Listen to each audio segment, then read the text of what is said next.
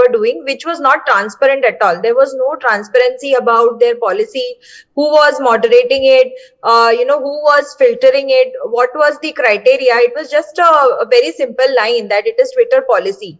And when we went to the court, there was an incident where money was collected from SFJ, the banned Khalistani organization, which the Home Ministry of India has tagged as a terrorist organization.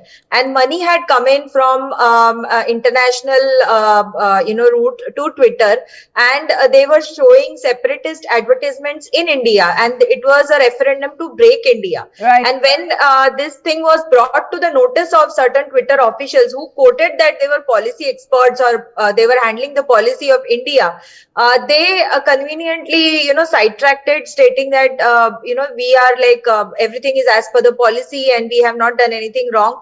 And they didn't want to really take any action or apologize for whatever they have done.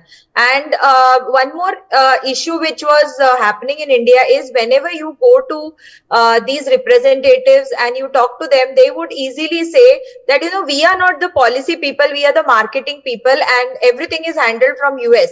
And whenever there was a meeting with the government of India or there was any representation asked for, the same people used to go to the parliament to meet the representatives of Indian government. So they played a kind of a dual role. They were marketing people as well as policy people in India, but they conveniently changed hats whenever, as per their convenience, they wanted to dodge an issue. We wanted the government of India to get in some intermediary guidelines, because there was complete absence of the same in India when these things were happening. So we had approached the national security agencies, then we had approached the Supreme Court, and also through the Supreme Court we made a request to the government of India to include certain provisions, especially with respect to intermediary guidelines, whereby they should have an occupier in the country who could be held responsible for the acts which this particular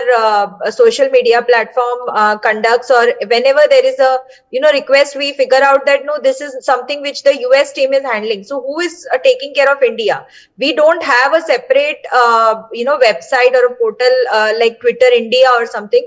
But at the same time, like I said, these people were dodging these things. Whenever it came to the India policy team, they were quickly moving out saying that, okay, these things are handled by the US team and we are not employees of Twitter. That also is something which they said. So when a separate case was filed in the Assam High Court, the Assam court had, I think, asked for the employee documents to prove that whether they are really the employees of Twitter India or US, or what is their connection with Twitter, because they have created a web of lies where they can easily escape from taking any responsibility.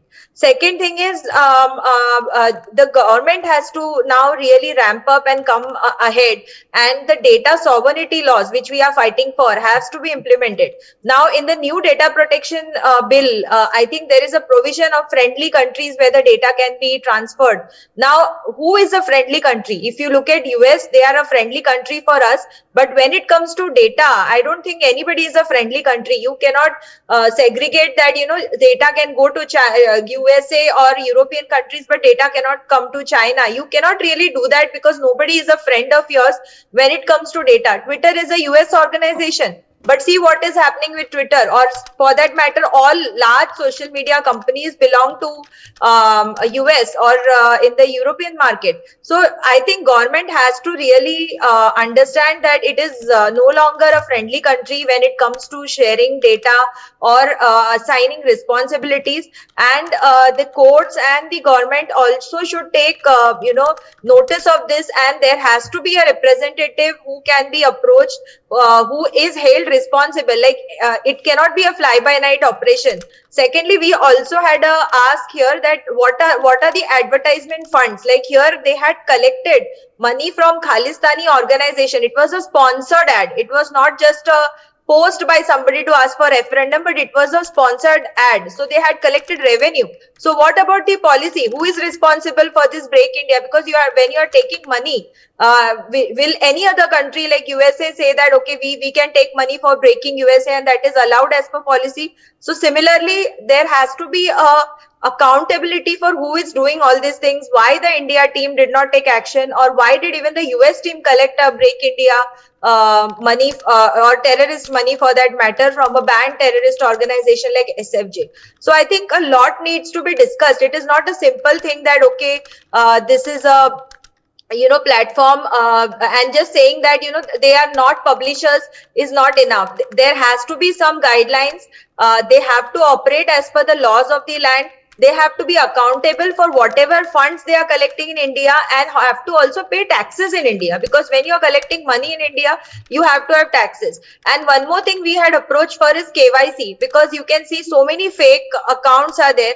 And there is no accountability. We understand that many people don't want to come on Twitter or social media platform with their real names, but at least backend KYC has to be there, and there has to be an accountability. Otherwise, all these bots and all these accounts which are just liking you, increasing the count and all these things, there is no end to this. Everything is fake. You can just do any propaganda in a fake way, like it happened in the Delhi riots, or even during the RA protest. We saw that Marathi tweets were actually coming from Pakistan. So these things have happened, and there is no accountability yet. And if this continues, it is a very dangerous thing for the democracy, and even maybe for the elections in the upcoming days in India.